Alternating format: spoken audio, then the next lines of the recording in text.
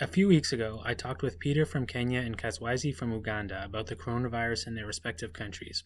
However, as we know, things change every day. I am happy to have them both back with me here today to discuss the updated situation. I guess before we start with the questions, do you mind both telling me how many cases you have in each of your country?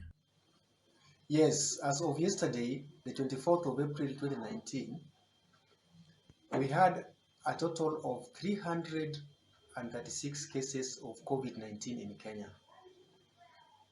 Today, on the 25th of April, the President of the Republic of Kenya has just had a press conference in Nairobi, and he informed the people of Kenya that we now have additional 7 cases of COVID-19. And most of the people infected with the virus are in Nairobi, Mombasa, Kwale, Kilifi, and the town of Mandera in northern Kenya. Today, it has been confirmed that the total deaths from COVID-19 are 14.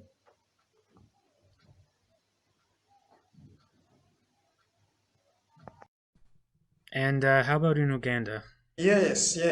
Actually, Uganda is one of the countries globally affected by COVID-19, with its first case of COVID-19 recorded on 20th March. This was followed by a number of new cases being recorded with a rapid spread, showing 36 cases in the first 1 week of the outbreak. This was quite alarming indeed. The cases went on leveling down. By the end of second week, we had 48 cases.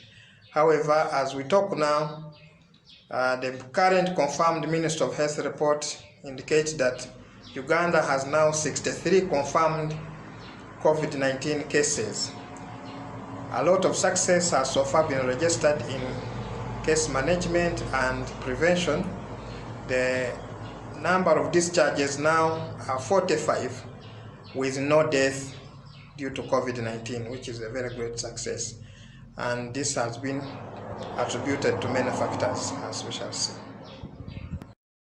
Thank you both. So my first question that I have for you both today is, why do you think your countries have so few deaths?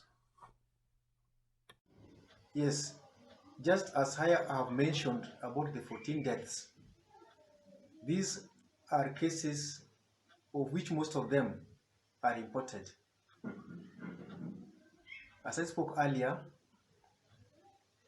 there are a number of people who travel from other countries into Kenya, the US, South Africa, China, and the Middle East countries.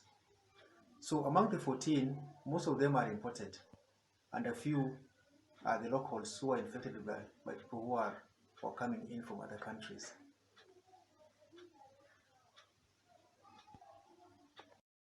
And Katwesige, why do you think that's the case for Uganda?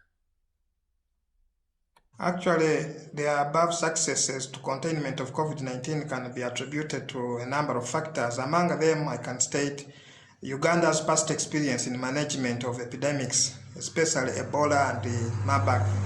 Actually, in 2017, Uganda contained Marburg fever with limiting number of deaths to 3. This experience built in the past has been built on to contain COVID-19. The other area is the governance, where the presidential directive were issued to prevent further spread through lockdown of the country. The lockdown has helped spread of cases to the communities, which would have been very problematic to the containment of the disease. The other success can be attributed to Uganda's capacity it has built in the past in its viral research institute, the Uganda Viral Research Institute. Actually, it has been helpful by testing a number of cases, at least 120 cases has been tested each day, which has been helping in case detection.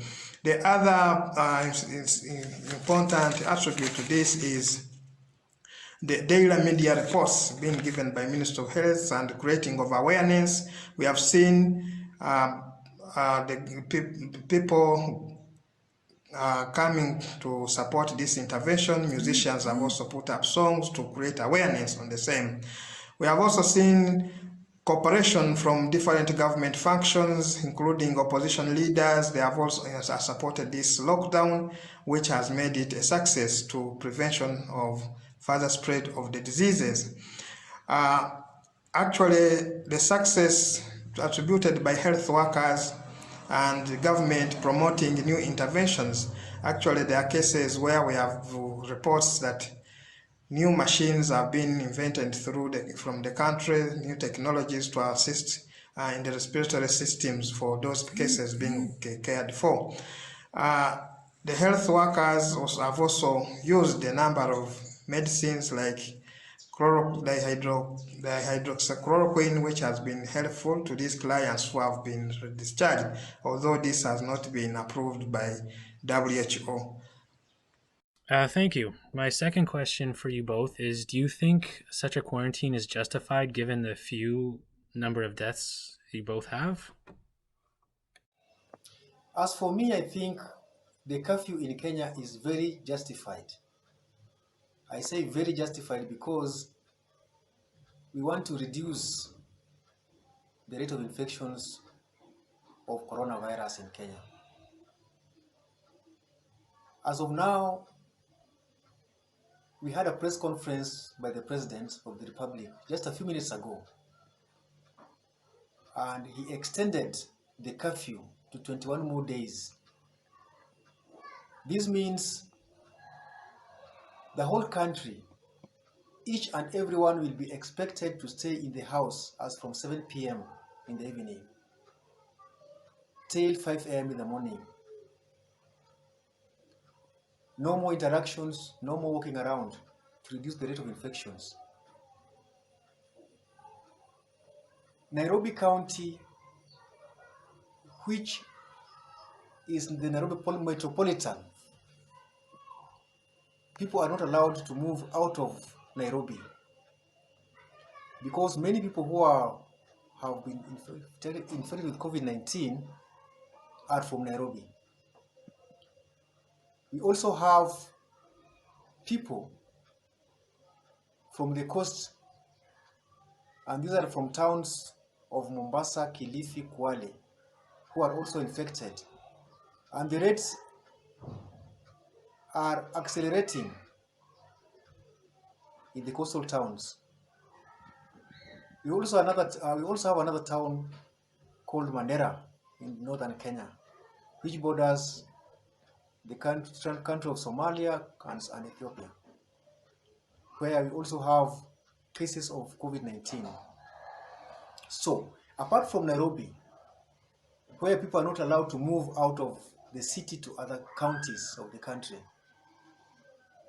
the same case has been extended to Mombasa, Kwale, and Kilifi, that people should not move out of those counties to other counties, because these are the counties where most people with COVID-19 reside in. So, other counties in the Republic of Kenya, people could move around, but until 7 p.m. But within Nairobi, within Mombasa, within Kwale and Kilifi, and even Mandera, people are not allowed to move out of those counties to other counties, because these are the counties where we have most people infected with COVID-19. So for me, I think the government is moving on the right direction to control the infection of coronavirus.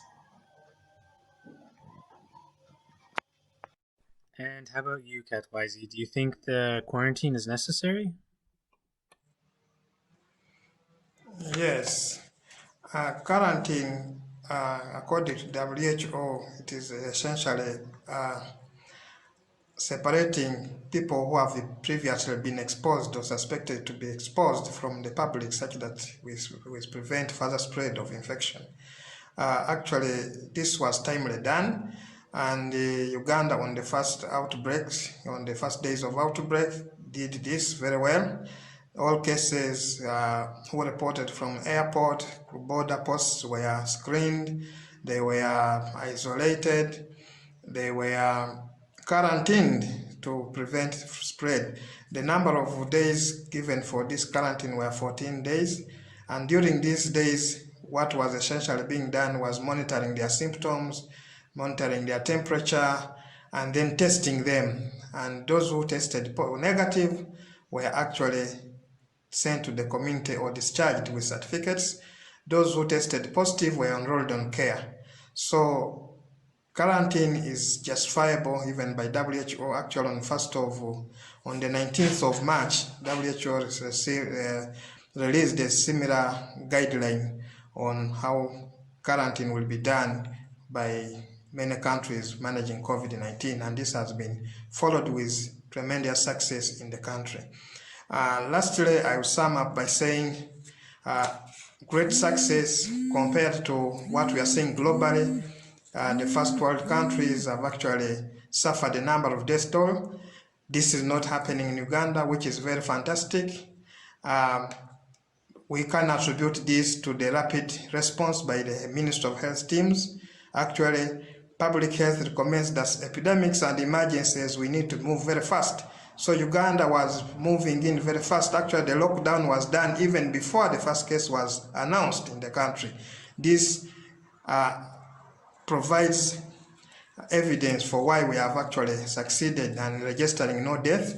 We have few cases compared to even our neighbors, apart from South Sudan. We have many cases in Tanzania, many cases in Kenya, but Uganda currently, as we stand on 23rd of April, we have 63 cases, no deaths, 45 being discharged. Thank you very much. Thank you so much for speaking with me today. It was very informative. I hope you have an interesting rest of your day and hope that you both stay safe in these troubling times.